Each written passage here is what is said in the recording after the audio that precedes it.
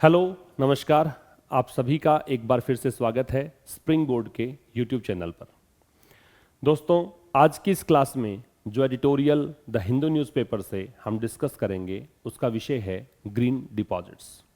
बेहद अहम विषय है, आपसे परीक्षा में सीधे क्वेश्चंस पूछे जा सकते हैं। इस विषय को न्यूज़पेपर ने कवर किया है इस टाइटल से, what are RBI regulations on green deposits.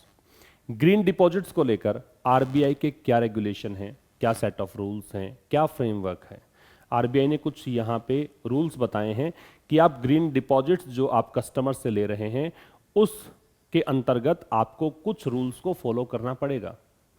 इस एडिटोरियल को हम डिस्कस करें उससे पहले हम ये जानें कि यहाँ ग्रीन डिपॉजिट्स का मतलब क्या है, और साथ ही एक और टर्म हम डिस्कस करेंगे कि ग्रीन वॉशिंग क्या होता है। तो दो टर्म्स पहले हम डिस्कस कर रहे हैं, ग्रीन डिपॉजिट्स क्या हैं और ग्रीन वॉशिंग क्या है।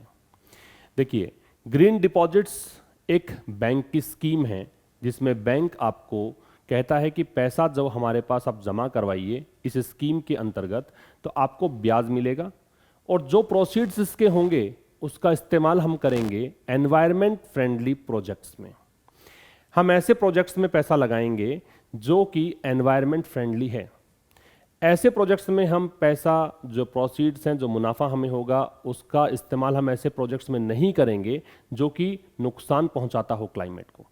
क्योंकि हाल फिलहाल क्लाइमेट चेंज एक बहुत बड़ा विषय है, बहुत बड़ा मुद्दा है, और जब इस प्रकार का एडवर्टीजमेंट आपको देखने को मिलता है बैंक की तरफ से तो फील गुड तो होना ही है। तो ये एक स्कीम है बैंक की जिसके अंतर्गत बैंक आपको ब्याज भी देगा, और ऐसा कहा गया है कि लगभग ब्याज 6.55% देगा, जो वेरी करता है वरिष्ठ नागरिकों के लिए। आप ऑनलाइन पेमेंट करते हैं तो थोड़ा सा उसमें ब्याज और 0.01% ब्याज एक्स्ट्रा मिल जाता है। तो ऐसा प्रावधान है ये बैंक का कि बैंक आपको डिपॉजिट्स के लिए आमंत्रित कर रहा है, ब्याज दे रहा है, और उसके प्रोसीड्स का प्रयोग एनवायरमेंट फ्रेंडली प्रोजेक्ट्स में लगा रहा है। तो फिर ये ग्रीन वॉशिंग क्या है?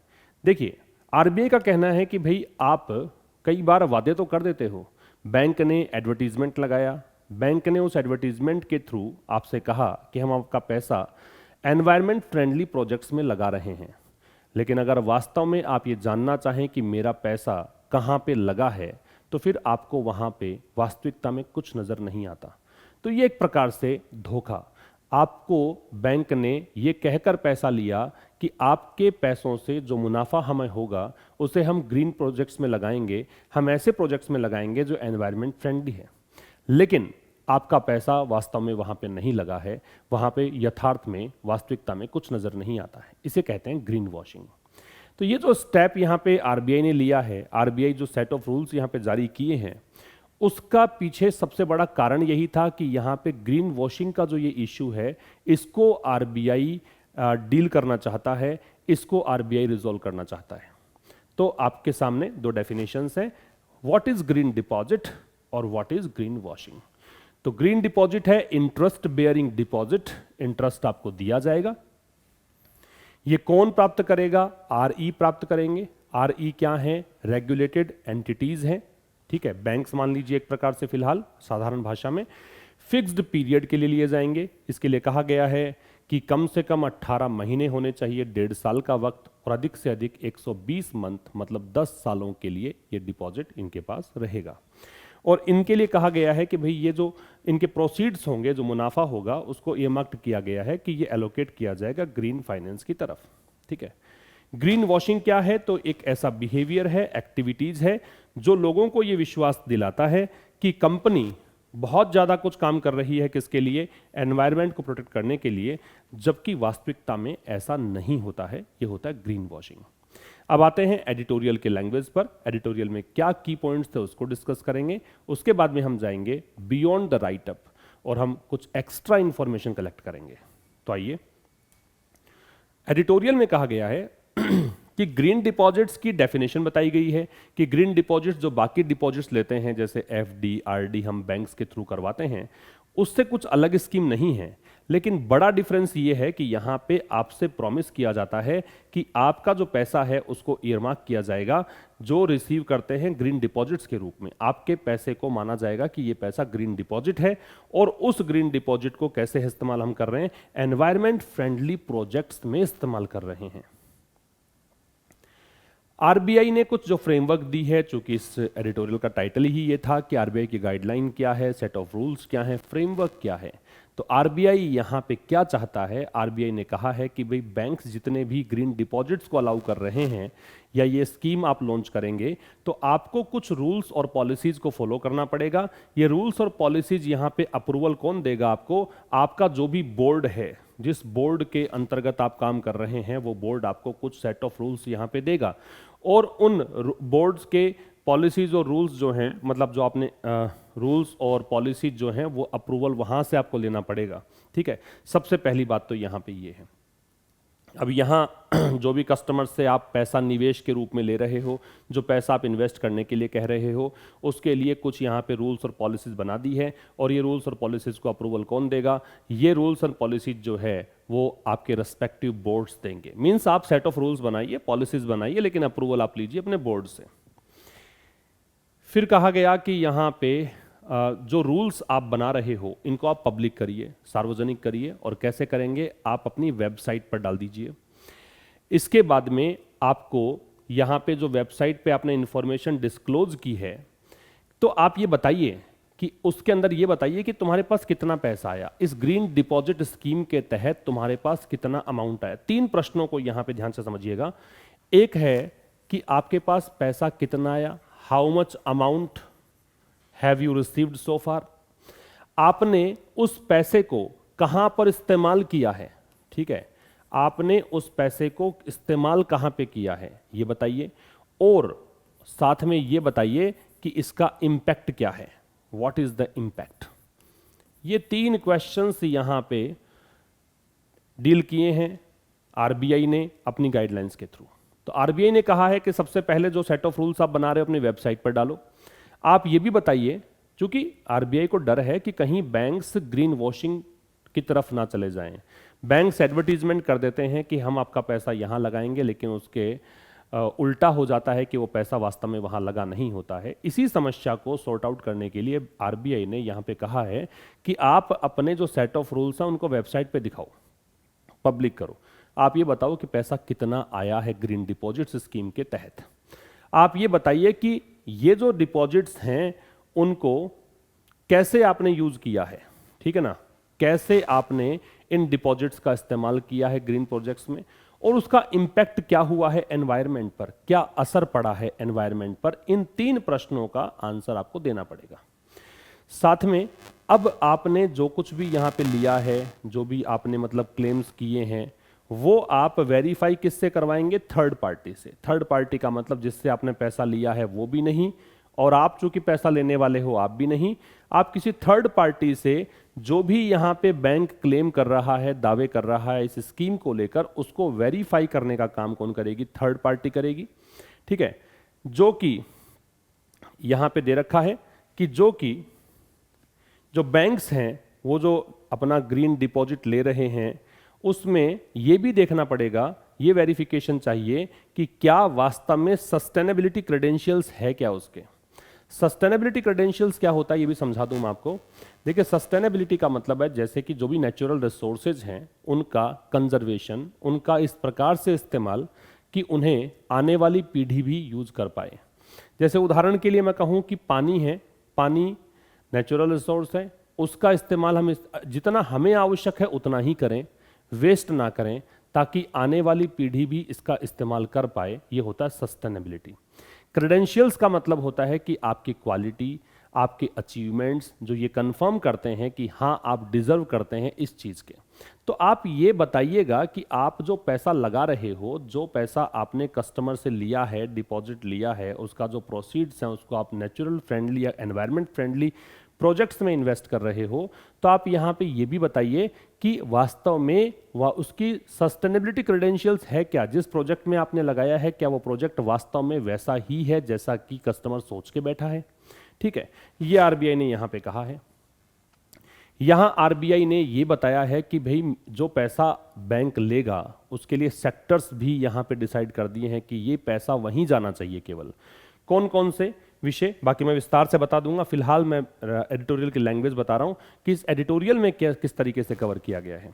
तो यहाँ कहा गया है कि आप जो पैसा लगाओगे, बैंक्स के लिए गाइडलाइंस हैं ये, कस्टमर्स के लिए नहीं, ध्यान रखें। कस्टमर्स से बैंक पैसा लेगा तो आरबीआई ने बैंक्स के लिए गाइडलाइन दी है। तो यहाँ पे आरबीआई ने कहा है कि आपको जो पैसा लगाना है बैंक वालों को वो रिन्यूएबल एनर्जी में लगाना है। रिन्यूएबल एनर्जी जो नवीकरणीय ऊर्जा के स्रोत हैं, हाइड्रो पावर है, न्यूक्लियर पावर है। हालांकि आप देखेंगे कि न्यूक्लियर पावर और हाइड्रो पावर के लिए इनकार किया है कि पैसा नहीं लगाएं, वो आगे चर्चा कर लेंगे। तो न्यूक्लियर पावर है, सोलर पावर है, विंड पावर है, हाइड्रो पावर है, ये सब चीज़ें हैं, ये आपके रिन्यूएबल सोर्सेज हैं, ठीक है, एनर्जी सोर्सेज हैं, इनमें पैसा लगाइए। जो कचरा निस्तारण का जो भी आपका प्रोजेक्ट है उस पर पैसा लगाइए। क्लीन ट्रांसपोर्टेशन मतलब ईवीज मान लीजिए, इलेक्ट्रिक व्हीकल्स मान लीजिए, उनमें आप पैसा लगाइए क्योंकि वहाँ पोल्यूशन नहीं होता है इनसे, ठीक है। एनर्जी एफिशिएंसी प्रोजेक्ट्स हैं उसमें लगाइए, और कहीं आप एफोरेस्टेशन की बात करते हैं, वनीकरण की बात करते हैं, वहाँ पैसा लगाइए, ठीक है। तो आप कस्टमर से जो पैसा ले रहे हैं वो कहाँ कहाँ लगा सकते हैं, तो बैंक ने यहाँ पे क्षेत्र भी डिसाइड कर दिए हैं। क्षेत्र के बारे में बता दिया है कि इन इन एरियाज में आप पैसा लगा सकते हैं, ठीक है। अब बैंक ने कहा है कि तुम पैसा कहाँ नहीं लगा सकते, आरबीआई ने कहा है कि तुम पैसा कहाँ नहीं लगाओगे, तो आप पैसा नहीं लगाओगे ऐसे प्रोजेक्ट्स में जिन प्रोजेक्ट्स में जीवाश्म ईंधन का प्रयोग होता है, फॉसिल फ्यूल्स का प्रयोग होता है। यहां न्यूक्लियर पावर के लिए मना किया है, ठीक है। ये हालांकि रिन्यूएबल एनर्जी सोर्स है, लेकिन ध्यान रखिएगा, इंपॉर्टेंट है कि न्यूक्लियर पावर के लिए इनकार किया है। हालांकि मैंने आगे ये भी लिखा है यहाँ पे, हाइड्रो पावर के लिए भी मना किया है। और हाइड्रो पावर में एक क्षमता 25 मेगावाट से ज़्यादा बड़ा प्रोजेक्ट अगर है तो उसके लिए इनकार किया है।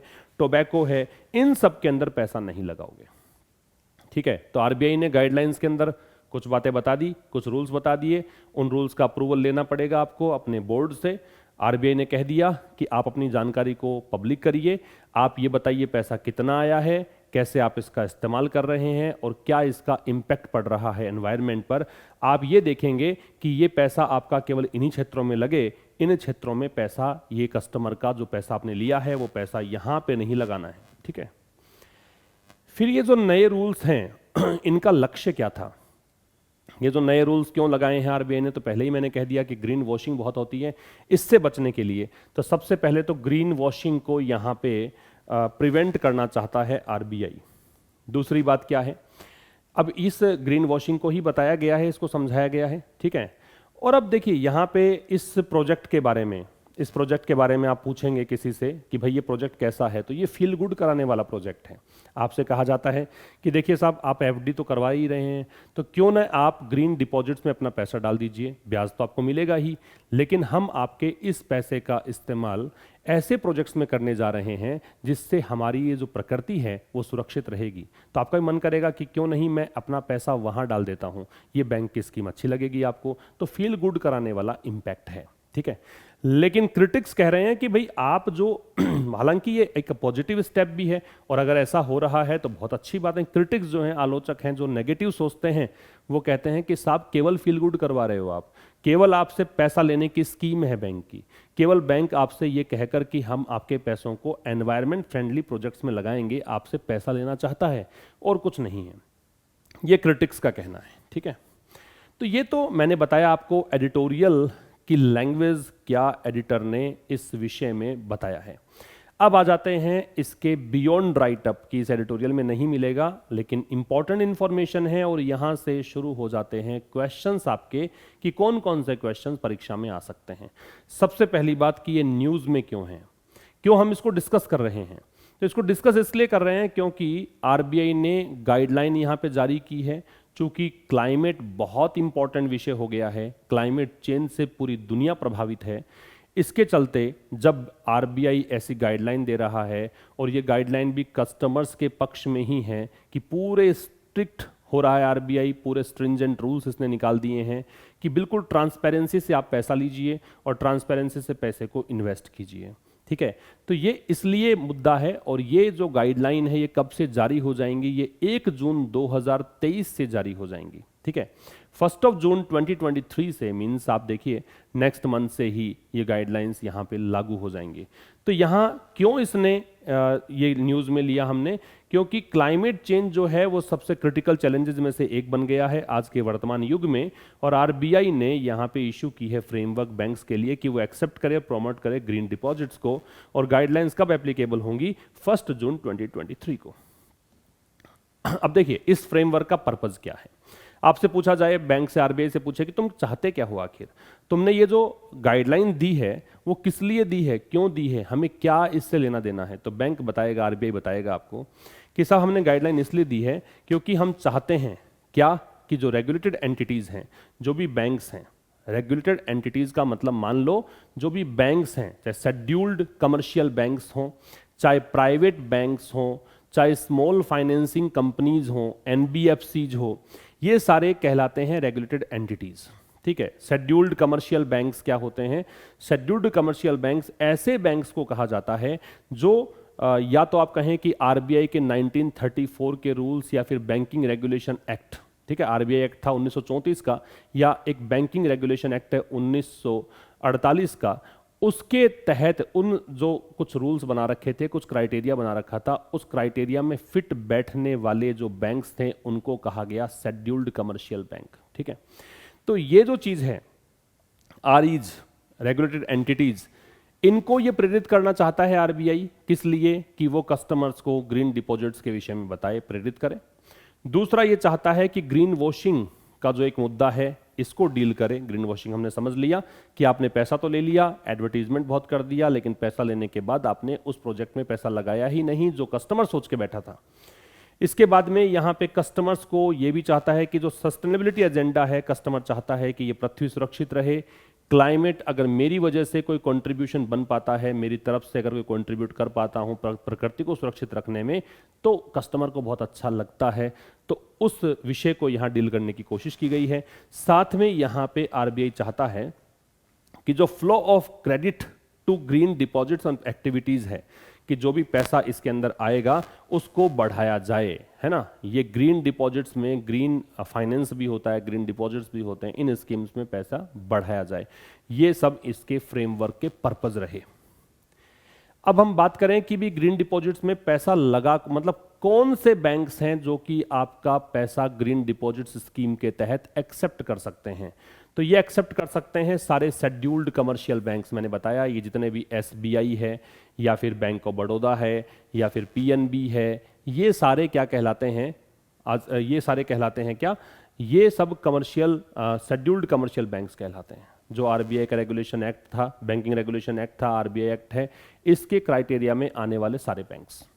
स्मॉल फाइनेंस बैंक्स हैं वो भी एक्सेप्ट कर सकते हैं, लेकिन ये एक्सेप्ट नहीं करेंगे जो क्षेत्रीय ग्रामीण बैंक है या फिर कोई भी स्थानीय बैंक है, लोकल एरिया का कोई बैंक है, वो एक्सेप्ट नहीं कर सकता है आरबीआई की गाइडलाइन के हिसाब से।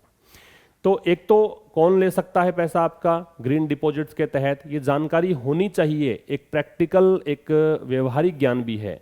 सारे शेड्यूल्ड कमर्शियल बैंक्स पैसा ले सकते हैं, सारी स्मॉल फाइनेंस बैंक्स पैसे ले सकते हैं, नॉन बैंकिंग फाइनेंस कंपनी जिनको एनबीएफसीज हम कहते हैं वो भी आपका पैसा ले सकती हैं। ठीक है, इसमें हाउसिंग फाइनेंस कंपनीज भी शामिल की हैं, ये भी आपसे पैसा इस प्रोजेक्ट के तहत ले सकती है। लेकिन रीजनल रूरल बैंक वाले ऐसा क्लेम नहीं कर सकते कि हम भी ग्रीन डिपॉजिट्स ले रहे हैं। लोकल एरिया के बैंक्स ये क्लेम नहीं कर सकते कि हम भी ग्रीन डिपॉजिट्स के अंतर्गत पैसा ले रहे हैं।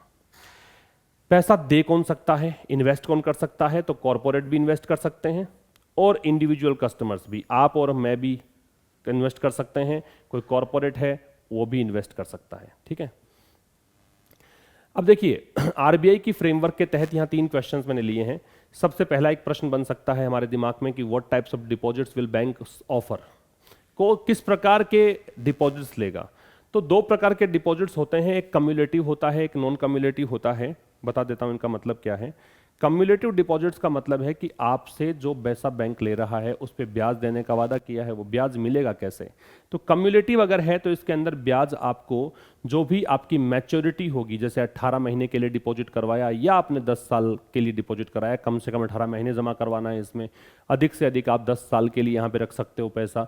तो जो डिपॉजिट, जो पैसा पे ब्याज आपको मिलेगा वो आपको एंड में मिलेगा, जब आपकी मैच्योरिटी हो जाएगी, जब आप पैसा निकलवाओगे तब ब्याज मिलेगा।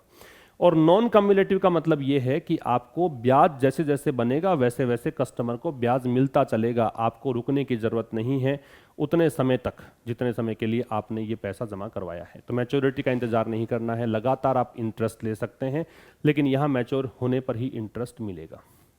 दूसरा क्या है कि मैच्योरिटी के बाद क्या होगा। मैच्योरिटी के बाद डिपेंड करता है डिपॉजिटर पर। जैसे मान लीजिए आपने पैसा लगाया, मैंने पैसा लगाया, तो हम पर डिपेंड करेगा कि हम चाहें तो इस स्कीम को रिन्यू करवा सकते हैं कि ठीक है आपने 5 साल के लिए देखा और आपको पैसों की आवश्यकता नहीं है, तो आप कह दो कि ठीक है नेक्स्ट 5 ईयर्स के लिए भी पैसा मैं रिन्यू करवाता हूं इस स्कीम के तहत, आगे फिर से लगा दो। आप चाहो तो विड्रॉल करवा सकते हो। हम पर ही डिपेंड करता है सोलरली ये चीज़, और किसी पर डिपेंड नहीं करती है।